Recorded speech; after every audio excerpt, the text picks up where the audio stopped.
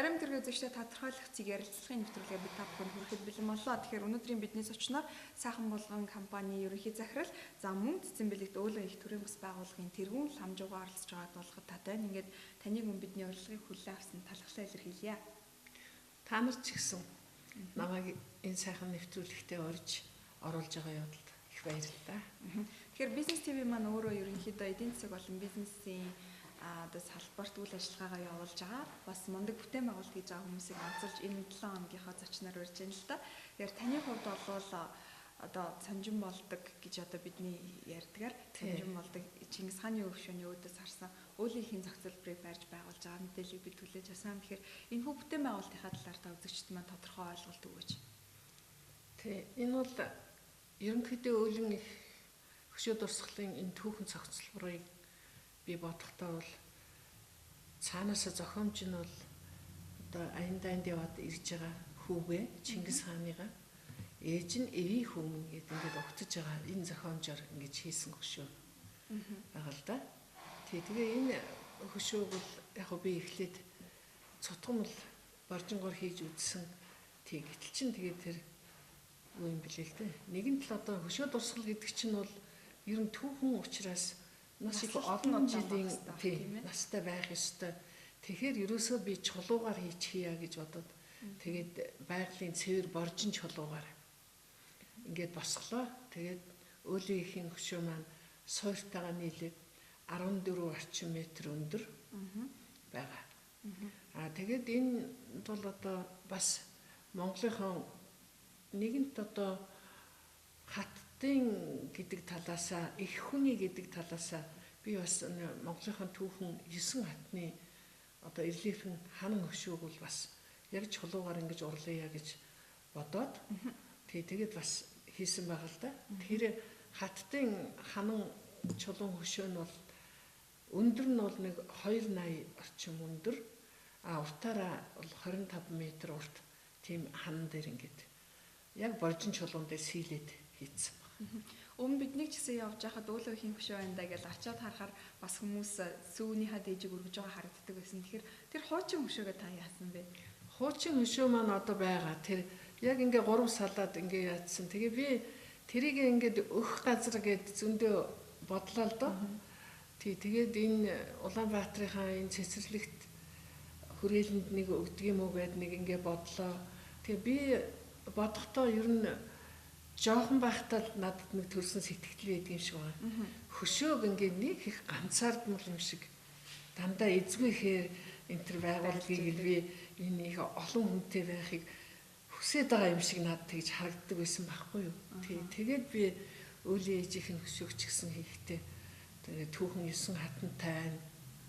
Тэгээд хүүгийнхээ урдаас хараад тэгээд одоо эн чин хүмүүс үзэхэр чин бол одоо жинхэнэ одоо хүмүүсийн дунд баярлнаа гэж бодоод тэгээд энэ цэцэрлэг төрөлд хуучныгаа ингээд өгөөд та нар ингээд янзлаад ингээд авчаач гэж нэг хэлэх гээд хотын захиргаа мэддэг гэхээр нэг уулздаг юм уу гэдгсэн чинь энэ жилийн хувьд бол нөгөө хөшөө дурсгал маань одоо эн чинь жил 5 сар хийгдээл тэр нэг урлагийн газар хийгдээл угсралтын ажил яваад тэрийг байрлуулах хан шат энтергээл ингээл би бол ерөөсөө амьсгаа авах завгүй тэгэл байсаар байгаа л одоо ингээд өнгөрчлөө. Тэгээ би уг нь одоо тэр халахын гол уг нь өөлөн ээжийн маань төрсөн нутаг. Тэгээ нэг тэшин өгдөг юм уу гэд бас улсуудтай ярьлаа л да. Тэгээ хэд зэрэг одоо их олонны хөлтэй сайхан газар байгаа гэж ингээд яасан чинь ерөнхийдөө одоохондоо нэг тийм биш гэхээр тэгээд одоо ямар ч байсан хүн заавал хүн одоо амьтаа юмыг биш амьгүй юмыг ч гэсэн хүн өрөвдөж явдаг шүү дээ тийм ээ. Тэгээд би харин азар тэр өөлийг хийгээ ягаад ч юм эхнээсээ над нэг л жаахан юу санагдаад би сүншглэг байсан. Тэгээд ингээ аваа тавихад энэ тэр над бол эмзэглэл бага байсан. Тэгээд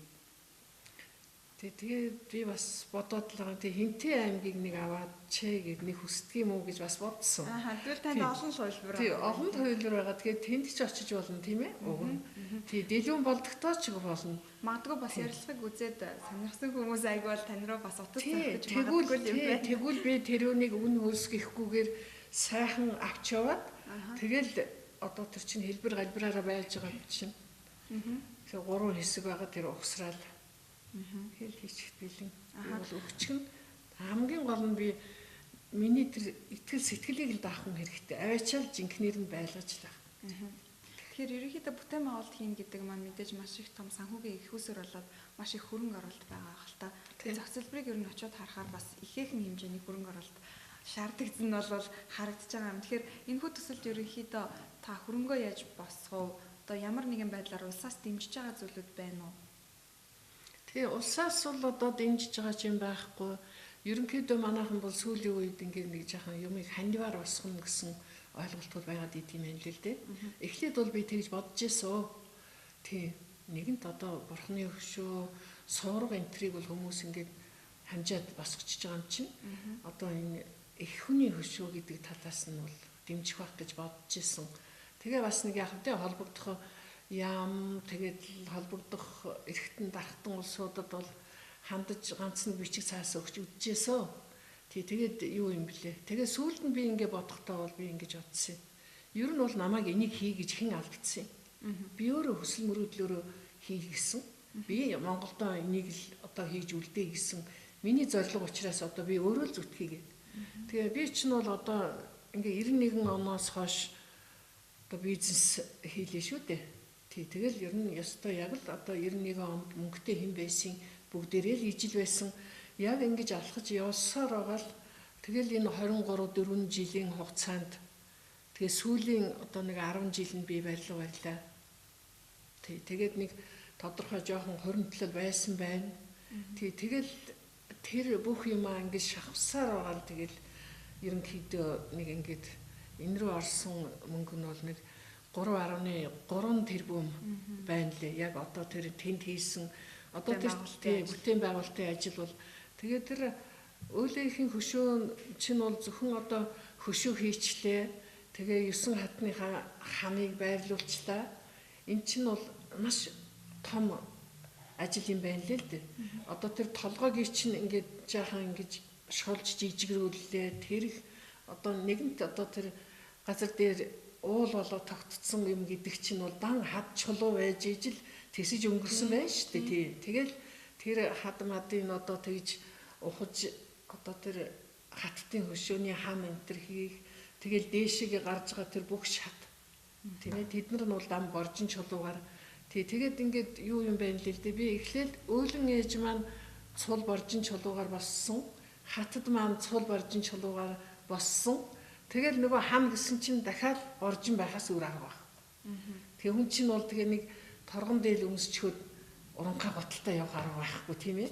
Тий, яг нэг нэгэндээ л одоо гүйцэж очисон настай, гүйцэж очисон чанартай байх хэрэгтэй юм байна гэл ингээл чарайсан чинь тэгэл одоо тэр чинь нэг би өчигдөр тооцчихлаа 250 метр 4 метрийн одоо ийм урттай чулуун шатнууд гэхэд тэрэнд орсон боржин чулуу гэдэг бол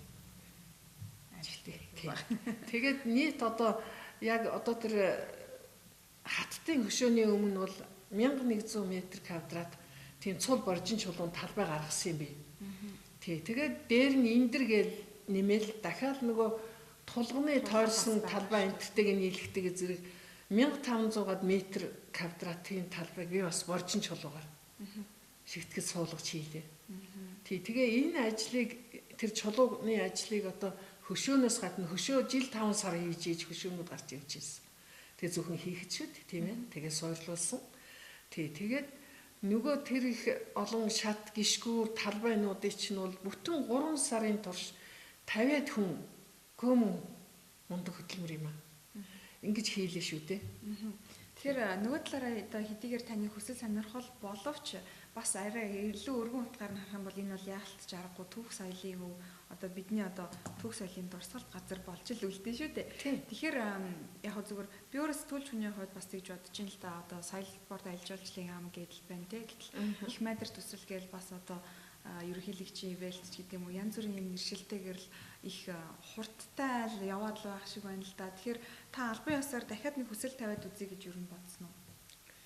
Үгүй тэгээд одоо бол би ч одоо их нэг хүн шүү дээ. Тэгээд би одоо энэ ажилд оролцож байгаа улсууд болон зарим энд авчирсан одоо зөвхөн боржин чулуун тэр талбай дээшээ гарсан шат тэгээд өөлийн ихийн хөшөө тойрсон тэр боржингууд энтергээл ингээл яахтайгаа зэрэг бол тэр нь зөвхөн зүгээр тэр шигдгсэн боржингууд гэтэл 200 сая болсон. Тэрийг хийсэн ажлын хөлс гэтэл 100 сая болсон. Тэгэл энэ бүхэн бол над одоо өр болол үлдсэн. Энээс цааш явахгүй чадахгүй болсон. Би яг зогссон. Тэгээд одоо энэжлийн хувьд чиг одоо бас ерөнхийдөө улсын эдийн засагч нэг жаахан тийм байна. Тэгээд би чинь тэгэл нэг барилга дуусаад тэгэл нэг дараагийнхаа барилгыг нэг жаахан эхлээд л явах нэг юм гарч ирэл тэгэл ингээл явж исэн шүү дээ. Түүнээс над тийм хоримтлагдсан одоо тийм их мөнгө ерөөсөө байгаагүй. Тэгэл нөгөө барилга яг чадахгүй болж байгаа байхгүй. Тэгээ энэ жил манайх одоо барилга байхгүй. Та тэгээ ягаад бизнесээ сонгохгүй энэ хөшөө зохицуулбарыг сонгож байгаа. Яг зүгээр ингээд шууд утгаараа харахад бол хүмүүс мэдээж ашгаа бодвол барилга барихаар ботгол байх л та. Тийм. Тэгэл байх л та. Тэгээ бизнес гэдэг бол нэг өөр. Тийм. Энд чинь хүний амьдралд нэг ороод гарч байгаа юм шиг юм байж болно. А хүний амьдрал гэдэг бол амьд яваа цагт бол мөнгө юм. Тийм учраас хүн нэгэнт мөнхийн амьдралаар амьдарч байгаа юм бол бас нэг мөнхийн юм бүтээх ёстой үстэй. Тэгээ би бас бодоод байгаа юм. За би чинь одоо ингээд 4 хүүхдүүдийн өмнө ээж гэдэг үүргийн биелүүлж их шиг болсон. Цөмийн одоо сайхан боловсралтай болголоо, цөмөөрөө нийгэмд байр суурьтай боллоо. Тэгээд хэрв тэгээд бас зарим улсууд бол тэгээд мөнгөтэй болохоор одоо тэгээд казино ч гэдэг юм уу элдв хангаа юмнууд ингээд хөөцөлдөөд тэгээд зугаа цэнгэл хөөцөлдөөд дэлхийгээр нэг аялдаг ч юм уу одоо тэгээд одоо барахын аргагүй янзын одоо сонирхол байна да.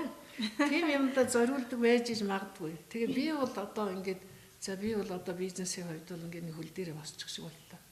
Би одоо яах вэ гэж ингэж бодвол тэгвэл одоо би энэ Монголд бол юм бүтээж үлдээх. Тэгээ энэ бол яг хэвтэ нэг 10 дахь ч юм уу 7 8 дахь үеэс эхлээд намайг танихгүй хүмүүст очино л доо. Ерөөсөө тийм байдгийм байх лээ. Би нэг Англид очичоод нэг одоо манайхны ярьдгаар нэг 5 хаусанд одоо байсан 16 дугаар зууны үед Викторийн хатны үеийн тийм хаусанд нэг байсан л да. Очоод хөвгтдэрээ очоод. Тэгээд нөгөө айлууд чинь бол ерөөсөө би нэгээ ёстой мэдчихгүй. Хичнээн үе өнгөрцөн тийм 300-400 жил өнгөрцөн байх чинь тэгээ зарагдчихад мэдхгүй байгаа ч байж болно. Ерөнхийдөө үр удам байгаа ч байж магадгүй тэрийг бид яаж мэдэх вэ? Тэгээ ингээд бодоод байхтай зэрэг бол ер нь тэгээд тийм юм билээ. Тийм учраас бол тэр бол энэ бол Монголд үлдэнэ. Тийм. Өнөөдөр ингээд харахад сайхан булган компани одоо хийгээд байна тий. Хамжуугийн санаачлагаар ингээд хийгээд байгаа боловч энэ бол тэгэл нэг хэдэн үеийн дараа бол миний Монголын хөрс шороон дээр нэгэн сайхан уул болол үлдээ шүү дээ тийм ээ сайхан. Бүтээн байгуулалт бол өөрөө яалтч аргагүй түүх болж үлддэг гэж. Тэгэхээр манай телевизийн хувьд мэдээж одоо бизнес эрхлэгчдийг дэмжих талд илүү бас их анхаарал хандуулж ажилладаг л да. Тэгэхээр ялангуяа одоо төрөөс боловсруулагдж байгаа бодлого юмуд маань юу байна? Буцаад бизнес эрхлэгчдийн дуу хоолой болох юм бас эндэр болох юмсан гэж хичээж ажилладаг юм.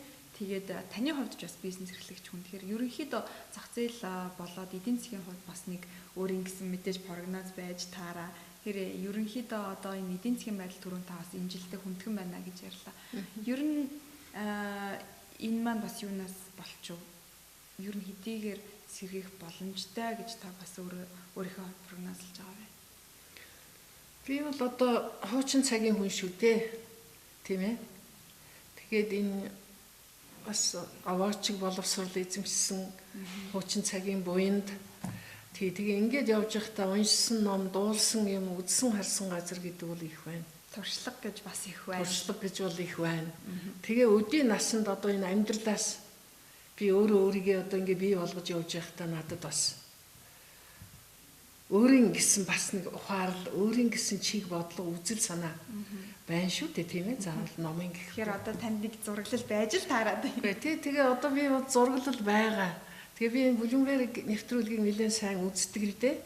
Ерөнхийдөө Тэгээ ерөнхийдөө залуучууд энэ улсууд бол одоо ер нь биднийг хараад бол та нарын цаг өнгөрсөн тийм ээ гих жишээний гэтэр чин тэгээд нөгөө нэг хазгар өвгөнд эрдэн байгаа хар авдан содор байгаа гэдэг шиг биднэрт хуримтлуулсан заавал өвлүүлээд үлдэх ёстой юм байгаа шүү дээ. Биднээс авч үлдмээр юм байгаа. Тэрийг бас одоо харж яаж байгаасаа гэж боддог. Тэгээ би өөрийнхөө одоо энэ 20 хэдэн жил бизнес эрхэлсэн хугацаанд бол 2008 онд бол яг эдийн засгийн хямрал гэж болсон.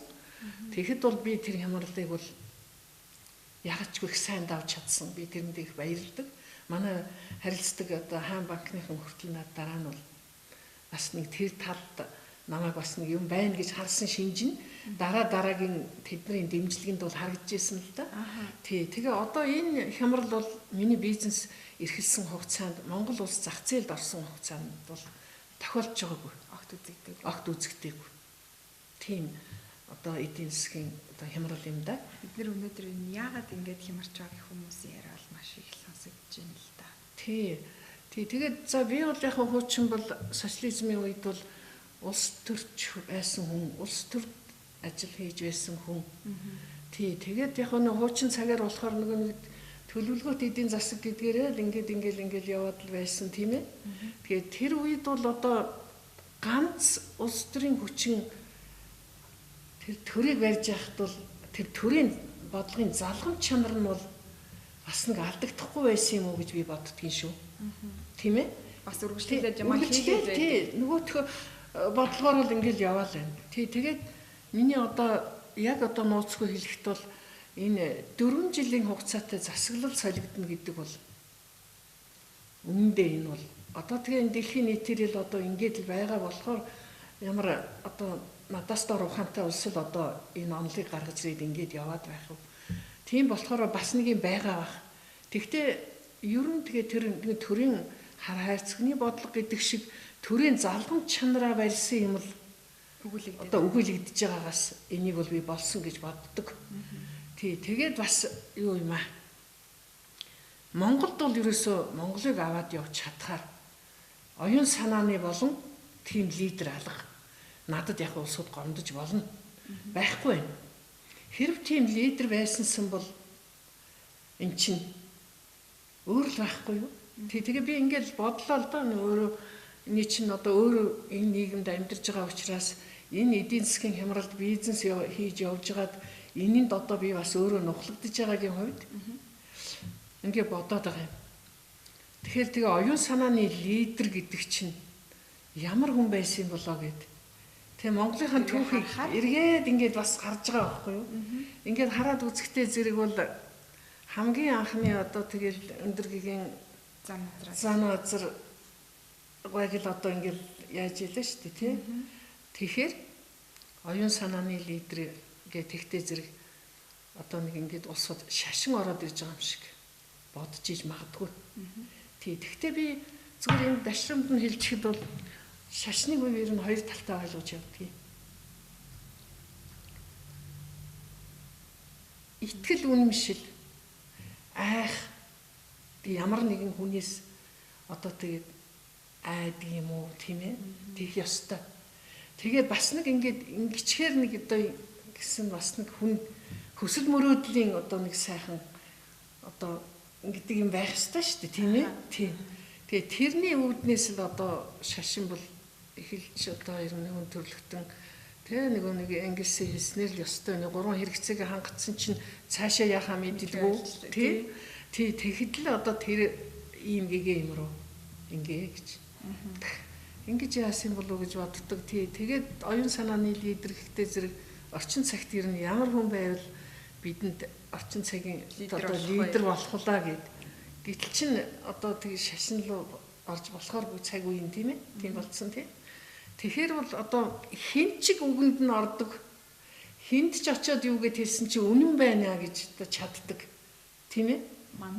Манлайлагч ерөөсөө тий бүх нийгмийн тий манлайлагч л одоо байхгүй тэр лидер нь л одоо байхгүй байгаа мó гэд.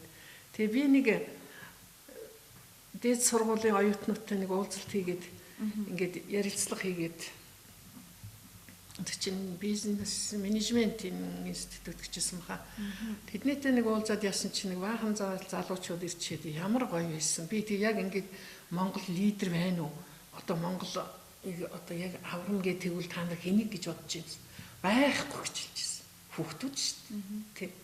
Тий. Тэгээд тэрнээс одоо нэг залуу золбоо гэдэг нэг хөөрхөн залуу тэр сургуулийн багш анх намайг тэрэнд очиж урьж тэр сургуулийнхантай уулзуулж ирсэн тэр залуу дараах нь надтай уулзснаас 2 сарын дараагаар над руу уцтаад ламжигч би нэг Монгол Индиго гэж нэг одоо тийм төрийн бус байгууллага байгуулад.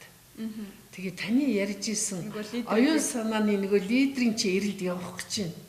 Тим юм байгуулчлаа. Та зөвлөх нь болох уу гинэ? Хүй игчиг бол одоо тэр талын мэдлэг боловсрол байхгүй шүү дээ. Зүгээр ер нь их л ярьж чаддаг. Тэгэл яг би Монгол уламжлал их мэддэг.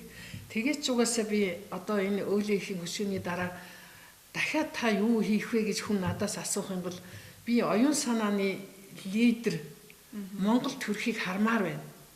Тэгээ одоо энэ онцгой гентэй хүүхдүүдийн сургуулийг одоо элбэгд орж ерөнхийлөгч энэ нэвтрүүлгийг харахгүй байх л да.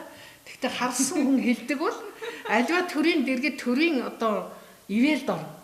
Ерөөсөө тийм сургууль байх ёстой шүү. Тэрийг ерөөсөө дээр вээсээ тэгжсэн юм байна л. Тийм. За. Ерөнхийдөө нэвтрүүлгийн маань цаг 30 минут учраас би бас их олон зүйлийг багтаах гэдэг байна л да. Тэгэл хамжгаа таны хувьд бас хажуугаар нь яруу найрагч орчуулгынхаа ажлуудыг ер нь хийж амжуулж гин үү? Ер нь уран бүтээлийн ажил нь бас юу болж гин вэ гэдэг талаар сонирхъя. Тий, за би яг нэг шүлгийн 3 номтой орчуулгын зурхай орчуулсан нэг 2 зурхай номтой. Тэгээ өөрийнхөө ингээд насаар авчсан өдрийн тэмдэглэл дээр нэг ном гаргацсан. Нэг 5 6 номтой л үнэ л дээ. Тэгвэл би бол яруу найрагч биш. Би бол зохиолч биш. Орчуулагч гэвэл харин би өөрийгөө мөн дөхөн гэж боддог. Яагаад гэхээр чинь би өөрөө орос хэлний одоо жинхэнэ мэрэгжлийн хүн шүү дээ. Тийм учраас би мэрэгжил гэдэг тэр үздсэн юмараа бол би биш гэж бас хэлэхээр арайчиг мэрэгжил маань гомдох байлгүй дээ. За баярлалаа. Тэгэхээр эргээд буцаад зохицолборынхаа асуудал руу бас оръё. Томодохгүй өөлийн их зохицолбор маань бас нээлттэй хийж байгаа гэж би дуулсан. Энэ талаар та бас үзэгчтэй мэдээлэл хүргэхгүй юу? Тэгээ түрүү би нөгөө юуныхаа тухай ярьж байхдаа тэр тулганы тухай ярьсангүй л дээ. Тэгээ эхний ерөөсөө миний нэг мөрөөдөл бол бас нэг Чингис хааны маань гал боломт гэсэн нэг том тулга өөлөн ээж ингээд байж явах ёстой юм байна. Эмэгтэй хүн гэдэг бол галаа манаад галаа гадраагаад ингээд сууж идэх юм чинь гэд. Би тэгээ тэнд одоо нэг тийм том тулга хийгээд тавьчихлаа. Өөлөө ээжийн хөшөөний өмнө талд. Тэгээ тэр нь бол 5 бүслүүртэй 2 метр 2.4 метрийн голчтой тийм их том л доо. Тэгээ өндөр нь 1.83 м. Тэгээ 5 бүслүүр дээр нь би ер нь тэгээ Монгол гүрний хүч чадлын одоо бэлгэдлийг юунд эднэр ингэж харж юм бэ гэж бодохоор бол би хас гэж сонгосон. Тэгээд 3 бүслүүр дээр нь ингээ 33 хас нийтдээ 99 хастай. Тэгээ Чингис хааны маань үед бол ерөөсөө одоо бөөгийн шашинтай байсан тийм ээ. Нэг бол 33 тэнгэр 99 тэнгэр энэ төргээд ярьдаг байсан чинь яг тэр тоог нь авч ингээд 99 хастай. Тэгээ 99 хас нь нөгөө арга билгээр RM хас гэдэг яг урд урдаасаа ингээ харсан байдлаар бүсэн дээр нь ингээ байлуулсан ийм тулга байгаа.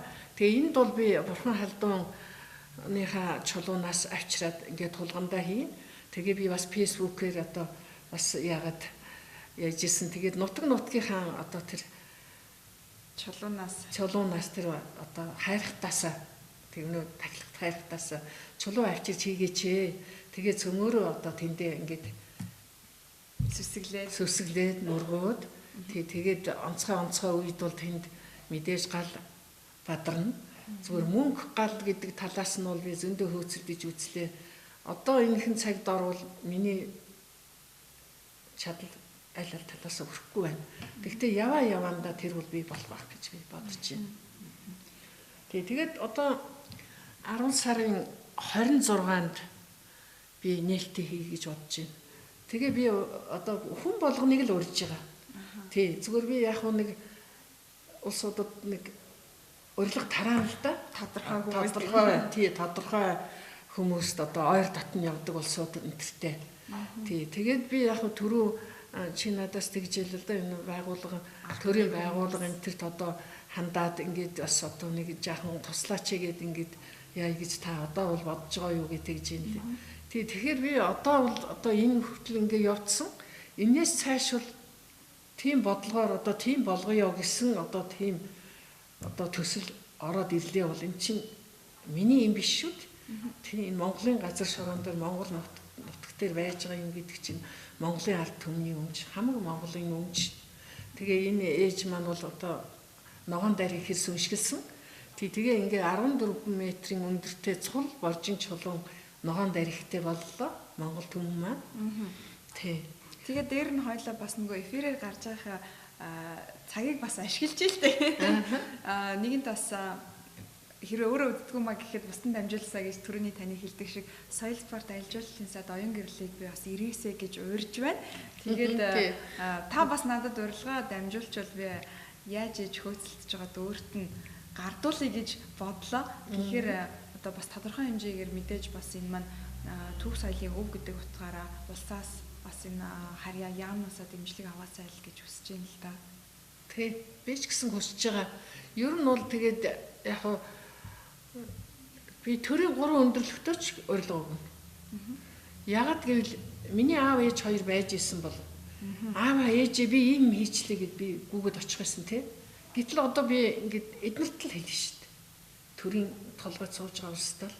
За би хамжив танаа иргэн нэг ийм хийчлээ шүү гэд тэрийг би дуулах ёстой хүн бол тэднэр гэж бодож байгаа.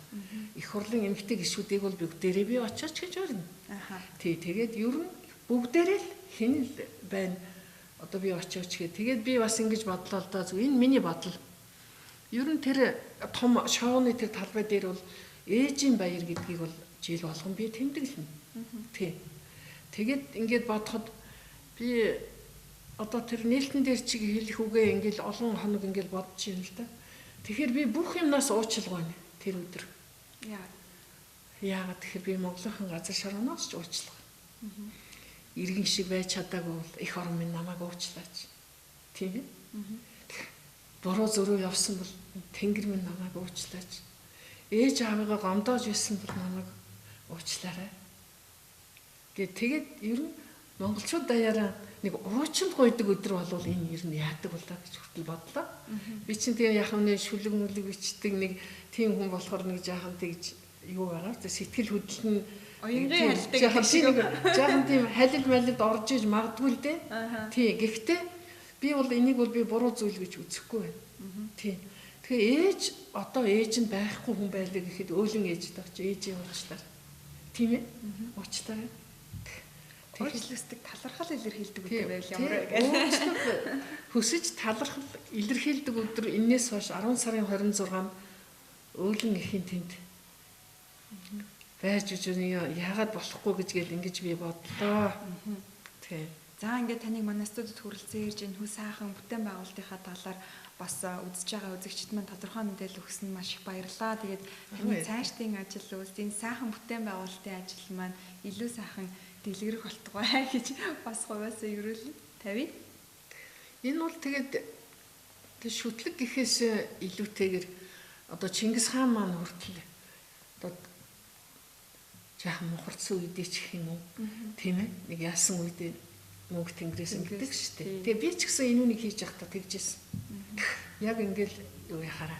Тэгээд жаахан одоо хүн чинь тэгээ сэтгэлээр унаа шүү дээ. За одоо энэ ч дийлэх нүдээ яах нь тач нэг валида гэдэг. Тэг ер нь энэ хүрээд зогсож байгаа юм биш үү гэж бодвол тэгээ би тэр нөгөө хаттайхан эрлэпэн хөшөөний яг ингээ хөмсгөн дээгүүр нь хүн төрлөختний өнөөгийн ертөнцийг үндэслэгч эзэн Чингис хааны их Монгол гүрний хатад эхчүүдэд зориулваа гэж ингээ том чулуугаар сийлэг ингээ хөмсгөн дээр нь ингээ бичсэн байгаа. Тэгээ ерөнхийдөө одоо яг минут итэрсэн гэж байна. Тэгээ хоёр талд нь би ингэж бодож байна л да. Тэр бол одоо яг Чингис хааны хөшөө тал маань арга тал нь. Миний болохоор бэлэг тал нь. Тий, бэлэг тал нь. Тийм учраас тэр хөшөөний хоёр талын хан дээр би бас эмэгтэй хүнийг хүүхд яах ёстой ингэ Чингис хаан ингэж хэлсэн байна. Богд хатан ихийн тосон санааг бүү зарцуул гэв. Тэр үгийн нэг хан дээр нь бичээд тэгээд нөгөө талынх нь хан дээр энэ хуучин монгол хүч хэрэгжсэн л дээ. Одоо эрчүүдэд зориулж байгаа эмэгтэй хүнийг хайрлаач гэдгийг илэрхийлэх гэж. Тийм. Хатан хүмүүн хас төрийн эрдэнэ хаан хүмүүний халуун зүрх болоо гэж бас Чингис хааны хэлсэн. Эрчүүдийг хүүхнүүдэд хайрлаач. Тийм ээ нөгөө бэлэг талаар хэлж яахгүй. Хаалган дээр бас нэг үг байсан. Төрүүлж хэсэгсэн ээжийн. Тийм. Тэр чинь бас Чингис хаан хэлсэн тэр нөгөө том чулуун хаалган дээр чинь төрүүлж өсгсөн ачтны суг тэнгэр дуулгаж дэлхийд дуусгах юм. Энэ бол бас. Тийм энэ бол одоо асал одоо ерөөсөө ихгүй хүн гэж байх. Ерийн цаана тэр философи яваад байна тийм ээ. Гэхдээ энийг бол яг би бүх юмын уялдаа холбоог энэ бол эн чинь их нэг юмыг их олон жил ингэж бодсон болохоор миний сайных биш. Цаанаас ингэж орж ирдэг. Тэгээ би түүхээ их уншиж байна. Одоо тэр хаттынхаа түүхийг их уншлаа. Чингис хааныхаа түүхийг их уншлаа. Гэхэд чинь одоо хүн төрөлхтөний өнөөгийн ертөнцийг үндэслсэн гэд гадаадынхан хүлээн зөвшөөрсөн байхад би яагаад зөрөгтэй хэлж болохгүй байгаа юм. Тэгээ энэ үнийг ингэж хэлж болж байгаа мó гэж хүн надаас асууж ирсэн. Энэ би хэлээгүй маа. Мундаг улсууд дэлхийн нийтээр хүлээн зөвшөөрчөд байгаа учраас би зөрөгтэйгээр ингэж бичсэн гэж. Анхаарал хандуулсан үзэгч та бүхэнд баярлалаа. Бидний өнөөдрийн зочноор сайхан булган компани ерөнхий захирал за мөн цэцэн бэлэг дуулуун их төрөмс байгууллагын тэргүүн Ламжав оролцлоо.